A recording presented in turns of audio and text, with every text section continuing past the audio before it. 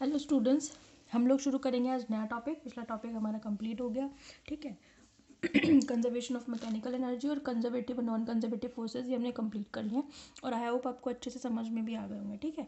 Next आपका जो topic है वो है इम्पॉर्टेंट टॉपिक है, ये भी है ना, कंसेप्चुअल टॉपिक है, काम आता है आगे तक, ठीक है। अच्छा टॉपिक है, ध्यान से पढ़ना। The potential energy of a spring, ठीक है। स्प्रिंग की पोटेंशियल एनर्जी, ठीक है। अब सुनो मेरी बात ध्यान से, है ना। सपोज करो, पहले मैं एक सिचुएशन बता देती हूँ आपको कि ये मैंने एक सरफेस लिया हुआ है। इसका क्या मतलब है, यहाँ पे मैंने स्प्रिंग को क्लैंप करके रखा हुआ है, बांध के रखा हुआ है ना। ये स्प्रिंग है। इस स्प्रिंग से एक मास मैंने या एक लकड़ी का टुकड़ा जो है वो मैंने इसके साथ क्या किया हुआ है, जोड़ रखा है। समझ में, स्थिति समझ में आई। इसका मतलब ये ऐसे दिखाने का क्या मतलब है कि ये स्प्रिंग जो है वो इससे जुड़ी हुई है मतलब स्थिर है, स्टेबल है। समझ में आ गई। तो ये तो हो गई स्प्रिंग, हमारी नॉर्मल स्प्रिंग है, ठीक है। और ये हमारे पास एक लकड़ी का गुटका या कोई भी मास जो हमारे को अवेलेबल हो गया, उसको मैंने स्प्रिंग से कनेक्ट किया। स्प्रिंग को मैंने इस वॉल या दीवार से कनेक्ट किया और उसके बाद मैंने ये एक सिस्टम बनाया। ये जो है इसका मास कितना है, स्मॉल एम। जो भी मैंने मास जोड़ा उसका मास कितना है, स्मॉल एम, ठीक है। अब होगा क्या, जब मैं ये जो मैंने मास से कनेक्ट किया हुआ है इसको मैं दीवार की तरफ धक्का दूंगी तो क्या होगा, स्प्रिंग कॉन्ट्रैक्ट हो जाएगी कि नहीं। मैं इसको धक्का दूंगी तो स्प्रिंग सिकुड़ जाएगी। तो फिर मैं उसको क्या लेके जाती जाऊंगी जितनी मेरी स्प्रिंग की कैपेसिटी है और जितना मेरे फोर्स लगाने की कैपेसिटी है उस हिसाब से मैं इसको अंदर तक ले जाती जाऊंगी। फिर आप देखोगे एक टाइम पर ऐसा होगा कि इसकी जो ये सारे ऐसे, इसमें ये जो दिखाई दे रही हैं आपको, ये ऐसे वले वले ऐसी दिखाई दे रही हैं, ये सारी रिंग जो हैं वो एक दूसरे के बिल्कुल सट जाएंगी, बिल्कुल पास आ जाएंगी। एक स्प्रिंग को दबा के देखना, उसकी भी कैपेसिटी होती है, ये नहीं कि आप उसको दबाते ही जाओगे, वो एक जगह पर जाकर रुक जाएगी। तो ये भी रुक जाती है। और जैसे ही आप ये देखो कि थोड़ा सा भी अगर आप फोर्स लगाते हो, चलो पूरा भी मत दबाओ, थोड़ा सा भी फोर्स अगर आप लगाते हो तो आपको एक फोर्स आपको अपने हाथ पर एक फोर्स महसूस होता है। मतलब अगर आप अंदर की साइड लगाओगे तो आपको अपनी उंगलियों पर बाहर की तरफ फोर्स महसूस होता है। और अगर मैं इस स्प्रिंग को अंदर ले जाने के बजाय अगर बाहर की तरफ खींचूंगी तो मेरे को अंदर की तरफ एक फोर्स महसूस होगा। इसका मतलब क्या है कि मैं जिधर भी फोर्स लगाऊं, जो स्प्रिंग में फोर्स क्रिएट होता है वो मैं जिस डायरेक्शन में फोर्स लगा रही हूँ या डिस्प्लेसमेंट जिस डायरेक्शन में हो रहा है उसके अपोजिट क्रिएट होता है। अगर मैं बाहर खींचूंगी तो डिस्प्लेसमेंट मेरा इस साइड में होगा लेकिन फोर्स लगेगा अंदर, ठीक है। अगर मैं अंदर दबाऊंगी तो डिस्प्लेसमेंट अंदर की साइड होगा पर फोर्स लगेगा बाहर, ठीक है। तो पहले यही रूल लिख लेते हैं, ठीक है, जो अभी हमने समझा। तो हम क्या लिखेंगे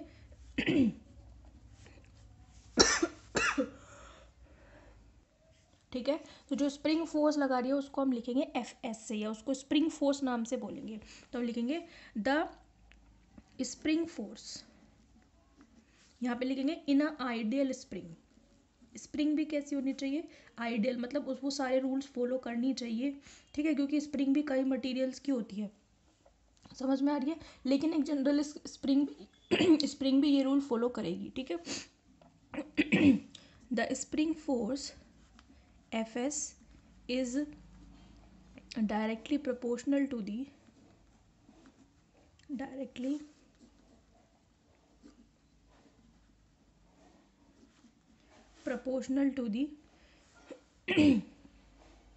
displacement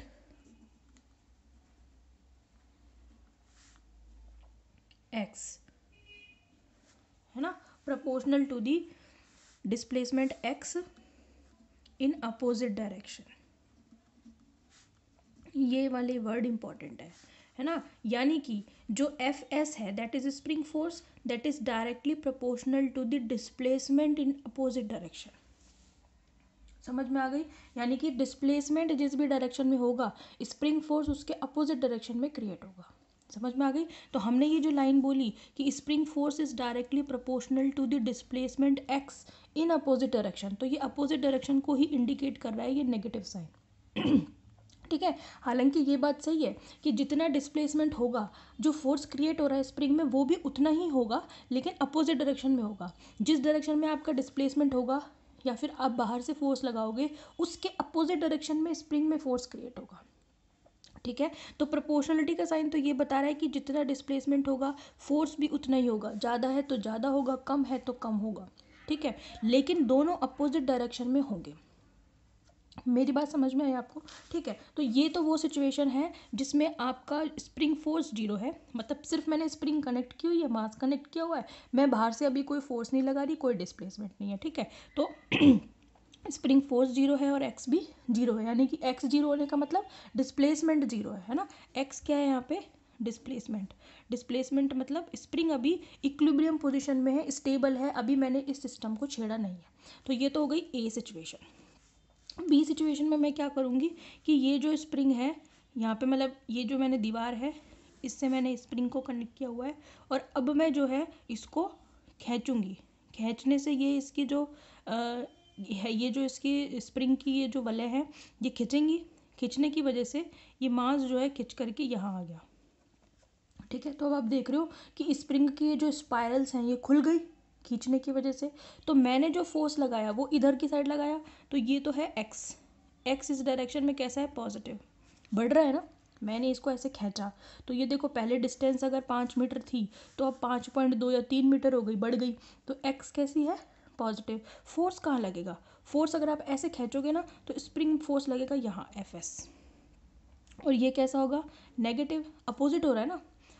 डिस्टेंस बढ़ाई पॉजिटिव, फोर्स लगेगा अंदर की तरफ नेगेटिव। ये दोनों साइन हमेशा एक दूसरे के अपोजिट होंगे, वही तो बता रहा है ये नेगेटिव साइन। समझ में आ रही है बात? ये हो गई सिचुएशन नंबर बी। जब स्प्रिंग कॉन्ट्रैक्ट ना हो, स्प्रिंग जो स्ट्रेच हुई, खींचा मैंने, ठीक है।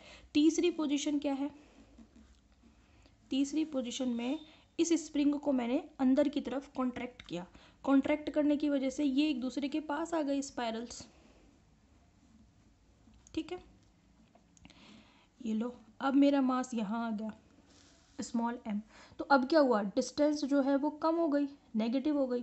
फोर्स कहाँ लगेगा? बाहर लगेगा obviously. F S spring force है, ये पॉजिटिव बाहर की तरफ होगा। ये सी सिचुएशन हो गई।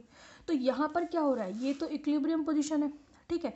ये स्ट्रेच्ड पोजीशन है, लिख भी देती हूँ, ये है आपकी इक्विलिब्रियम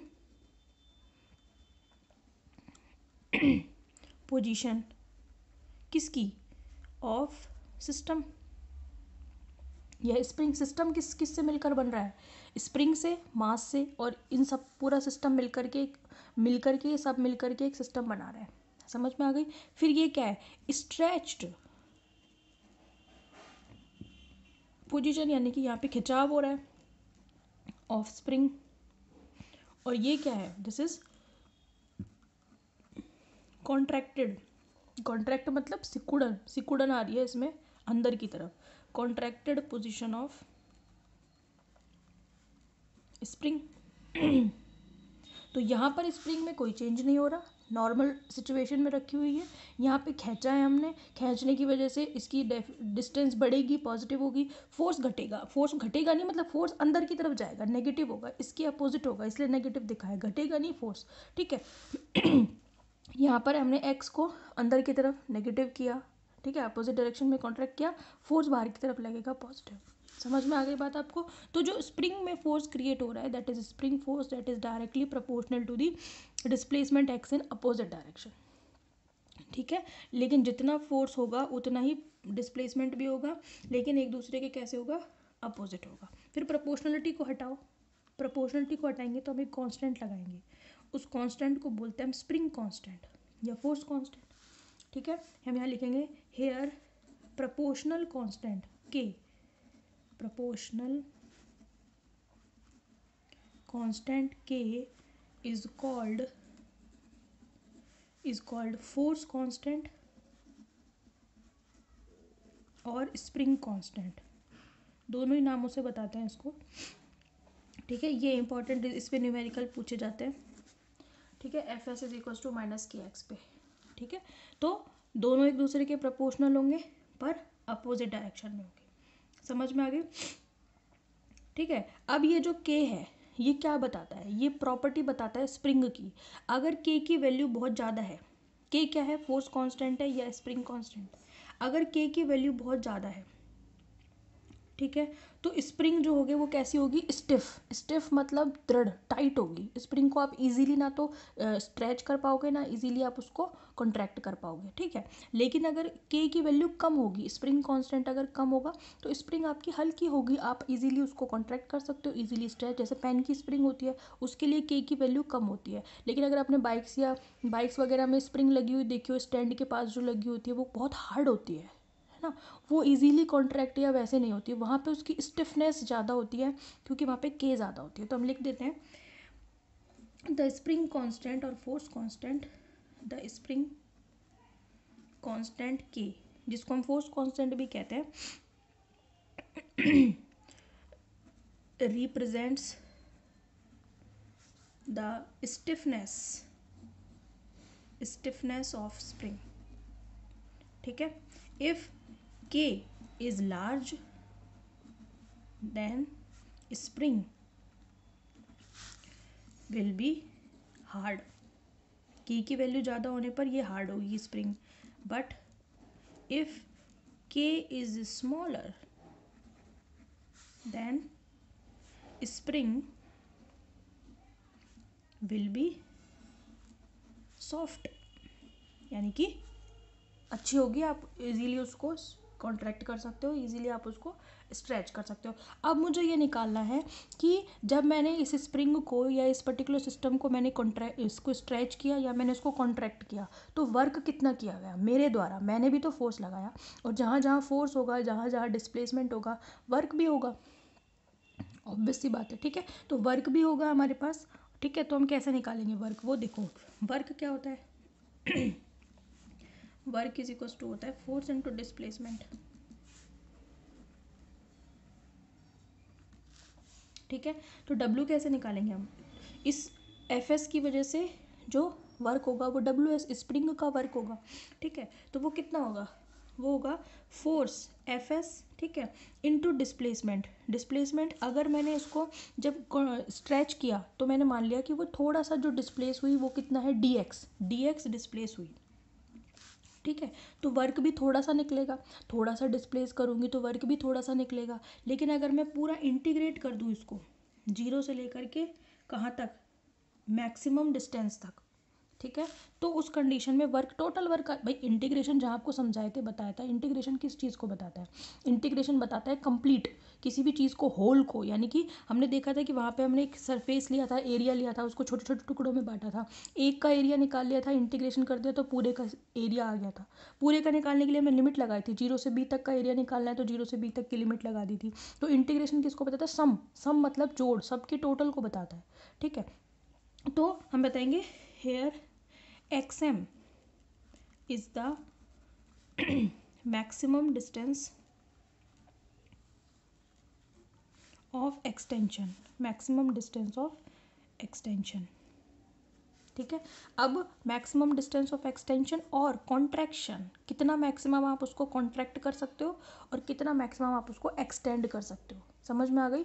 दोनों कौन बता रहा है, XM बता रहा है, ठीक है। और साथ में क्या आ जाएगा, FS और DX, ठीक है। अब ये वैल्यू इक्वेशन नंबर 2 हो गई, 1 की वैल्यू यहाँ रख दूँ, ठीक है, पुट 1 इंटू 2, तो WS कितना हो जाएगा, 0 से लेकर के XM तक FS कितना है, माइनस KX DX। इंटीग्रेशन कैसे करते हैं सिखा रखा है आपको, माइनस के को तो बाहर ले लो, 0 से XM x DX, आप बता सकते हो x का इंटीग्रेशन कितना होता है। अब आप वहाँ जाओ इंटीग्रेशन, मेरे को पता है आपको याद नहीं होगा, तो इंटीग्रेशन जो है आप पढ़ो, जहाँ पे मैंने इंटीग्रेशन इन डिटेल पढ़ा है, ऐसे ही आगे इंटीग्रेशन डिफरेंशिएशन आएंगे, तो आपको पता होना चाहिए सिंस x की पावर n का डिफरेंशिएशन इंटीग्रेशन क्या होता है, x की power n+1 upon n+1। n क्या है, x की पावर है, यहाँ x की पावर कितनी है, 1 है, ठीक है। तो कितना इंटीग्रेशन होगा, x की पावर 1+1 अपॉन 1+1, मतलब कितना हो जाएगा, माइनस के तो आ गए, x की पावर 1+1 मतलब कितना 2, और नीचे कितना आ जाएगा 2, इतना ही तो आएगा, ठीक है। और लिमिट कहाँ से कहाँ तक, 0 से लेकर के XM तक, ठीक है। तो कितना आ जाएगा, WS इज इक्वल टू कितना आएगा, माइनस का हाफ के XM स्क्वायर, क्योंकि लिमिट कैसे रखोगे आप, upper limit minus lower limit, पहले अपर लिमिट रखोगे यहाँ पे एक्स एम स्क्वायर, ठीक है, फिर माइनस जीरो, जीरो तो जीरो हट जाएगा, तो कितना हो जाएगा माइनस का हाफ के एक्स एम स्क्वायर। वहाँ पे भी बताया मैंने आपको लिमिट्स कैसे रखते हैं, अपर लिमिट रखते हैं पहले, फिर माइनस लोअर लिमिट रखते हैं, ठीक है। अगर आपको नहीं बताया है, ठीक है, तो मैं कल एक दो एग्जांपल आप लोगों को डिस्क्राइब कर दूंगी कि लिमिट वगैरह कैसे लगते हैं। बाकी बता ही रही हूँ मैं आपको, जो भी लिमिट जहाँ से जहाँ तक हो, पहले अपर लिमिट रखते हैं, फिर माइनस रखते हैं, फिर लोअर, मतलब माइनस के तो बाहर ही रहेगा, टू भी बाहर ले लो। लिमिट सिर्फ किस में रखेंगे, जिसके रेस्पेक्ट में आपने इंटीग्रेशन किया है, एक्स के रेस्पेक्ट में किया है, और लिमिट भी तो एक्स की ही है, ठीक है। तो पहले हम अपर रखेंगे, फिर माइनस लोअर रखेंगे, तो यही आएगा। तो ये मेरे पास क्या आ गया, वर्क डन, ठीक है, due to spring contraction and spring extension. समझ में आ गई। कल हम इसको और आगे कंटिन्यू करेंगे कि स्प्रिंग फोर्स में और क्या क्या इंपॉर्टेंट बातें निकल करके हमारे पास आती है। Okay, thank you so much.